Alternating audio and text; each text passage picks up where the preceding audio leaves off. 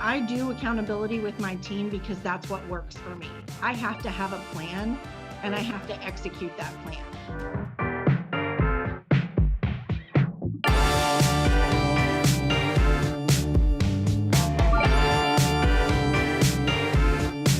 Welcome to Success Superstars, your place for inspiration and the blueprint for peak performers just like you. My special guest today, Lacy Rushin. Lacy, welcome. Hi, Mark. How are you? Tell the audience a little bit about yourself and where you're from and how to get a referral to you. Great. We are in the Frisco office, but we service all of DFW. So we'll go anywhere from Arlington and Mansfield all the way up to Salina and Prosper. You know, we've got a team of 4 of us that work the entire area. So anything in DFW, we're happy to help you with. So you work the Metroplex in the 4th largest, I was just looking, DFW is the 4th largest real estate market in America. We feel that, and it's the hottest too. That's pretty hot. Well, so, you were featured on episode 88. So if you're getting the archives, go back to episode 88 on youtube.com/success superstars. And the last time we got together, you were just starting a team. And I think about a year's gone by. And what have you learned? What have you learned in the last year as a team leader? I have learned a lot. I have learned that your team can become a second family if led correctly. I've made a lot of mistakes. I've learned to give and receive a lot of grace. Right. Yes. I've learned not to take things personally, right? People are going to come and go. I'm not going to be the perfect fit for a leader for everybody. And our team isn't going to be the perfect fit for everybody. But if we truly are service minded, which we hope to be, then we want to find that perfect fit. So if we aren't the perfect fit, we want to help find that perfect fit for you, whether it's, going out on their own or finding another team. Yeah. So you've learned a lot. The one that stood out to me is not to take it personally. Did that come easy or hard for you? It came hard and repeatedly. But you've kind of overcome that, and you now have that CEO mindset of, I can't take it. It's business. It is business. And, the women on my team have become my friends. Some of them started as friends and became business partners, and some of them started as business partners and became friends. And it is much easier when they start as business partners and become friends than when they start as friends. Right. No, that's true. Well, we just released one of the industry's most comprehensive guide on running a team. And I know you've used that as part of your background. And, so many people we found, starting a team too early, or starting a team for the wrong reasons, or starting a team without a clear value proposition, starting a team without properly written agreements, all of those things that we discuss in our monthly team leader panels. Have you found that the team support structure that we have here at JPAR has really been part of your success? Absolutely. So the team leader panel every month is vital to not only to my leadership, but to my team structure, to my accountability, to my accountability to my team, but also to my individual leadership. It allows me to have the open and honest conversations with other team leaders. Mm-hmm. I didn't start at JPAR. I got here as fast as I could, but we didn't have open communication in my other brokerage. Everything was super hush hush and no one was willing to share.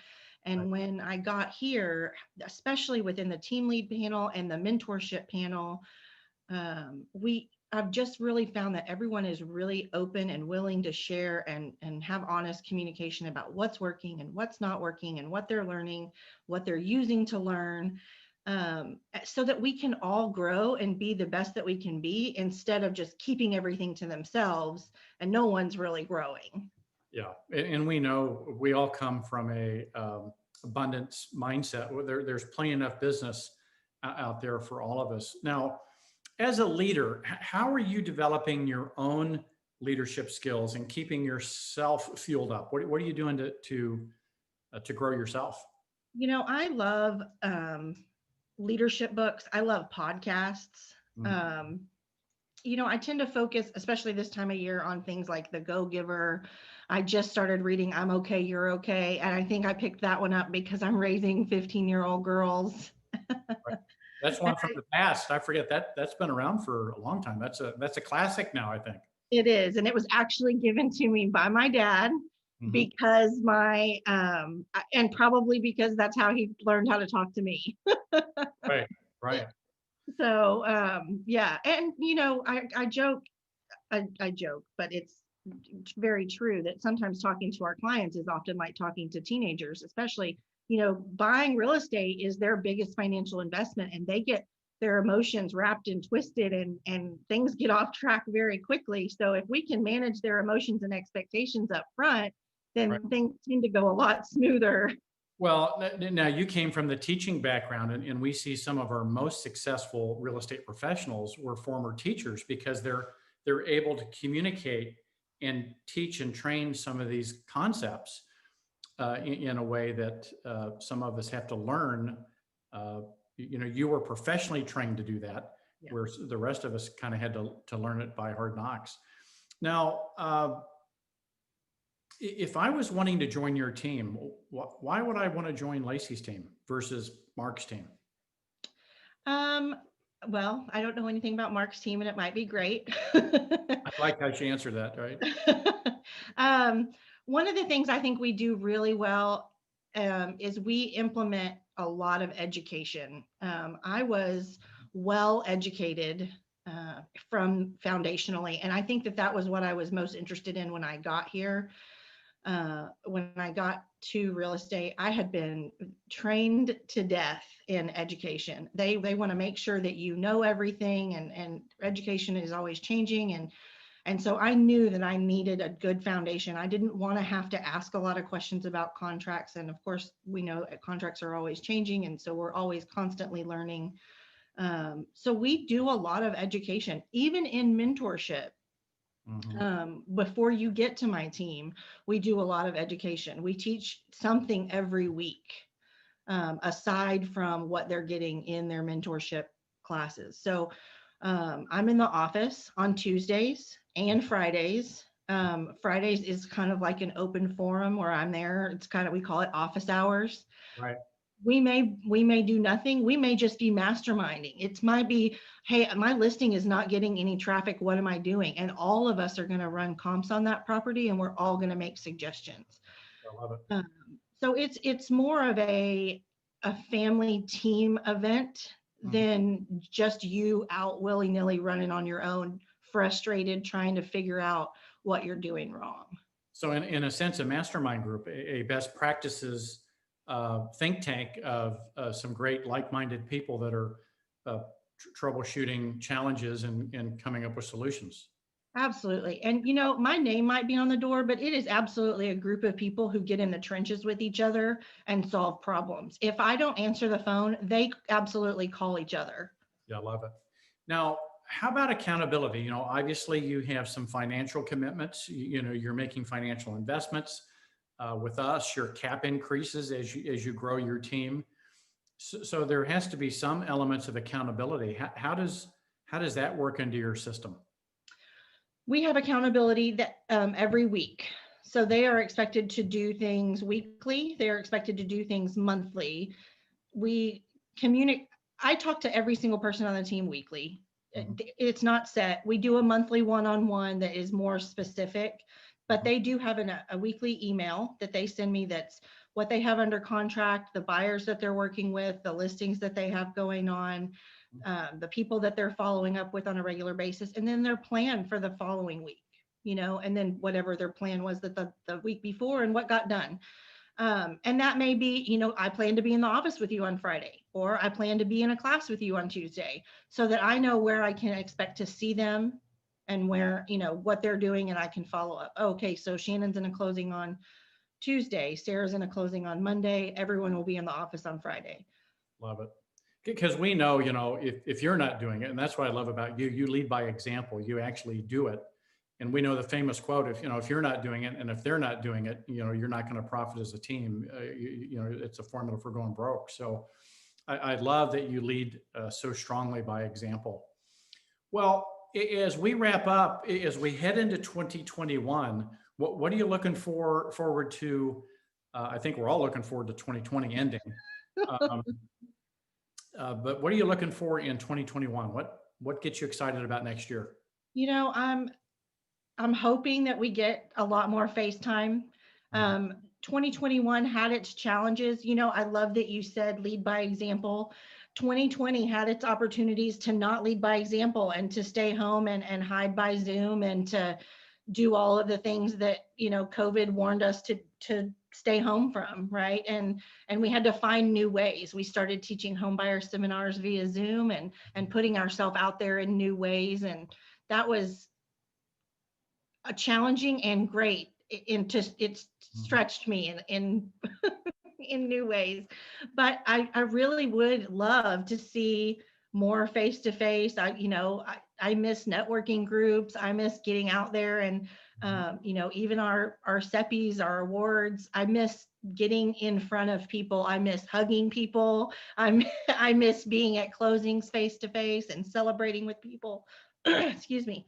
So really, that's what I'm hoping for 2021 is that we get a little more past this, a little more comfortable face-to-face. We get back to shaking hands and celebrating with people. And mentally for me, and I don't know how it's going to unfold for me, I've got in my mind that's going to be July 4th. I think June, July, once the vaccines are rolled out and everybody's covered, I think what I'm hearing from some of the experts is that's kind of the back to normal target. So we may have 6 more months of phased in things, but here's what I know, and I'd like your opinion on this. Because of 2020, though, the bar is going to be raised, right? We've all had to learn how to do virtual open houses and consult with people virtually. And now they're going to expect it. They're going to expect us to be able to do both. Yes. And so now that we have these skills, some are going to, either because of travel or work or business, it's more convenient for them. And if we only offer the physical option, we're not going to be as competitive as the agent who offers both. Absolutely. So particularly on the virtual open house, we're seeing people that do the physical house along with the virtual, they're getting double the exposure, and in many cases more leads from the virtual play.